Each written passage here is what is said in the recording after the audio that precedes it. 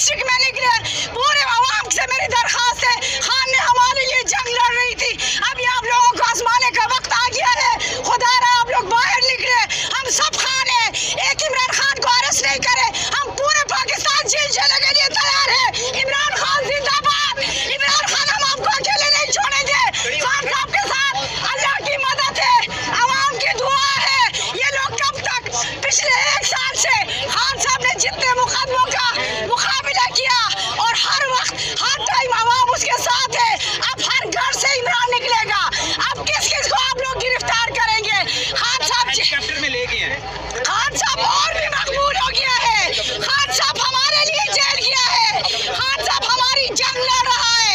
इंशाअल्लाह ताला मैं एक सेनेटर हूँ, मैं खान के सिपाही हूँ, मैं जेल जाने के लिए तैयार हूँ। मेरे बच्चे, मेरे अवाम, हम जान देंगे, हम खान को वापस लेंगे इंशाअल्लाह, इंशाअल्लाह हम नहीं छोड़ेंगे। जिसने भी ये किया है, जिसने भी ये किया है हमारे अवाम के साथ, ये खान के साथ नहीं हुआ है, ये पाकिस्तान के साथ हुआ है, पाकिस्तान के 24 करोड़ अवाम के साथ हुआ है, आलम इस्लाम के साथ हुआ है।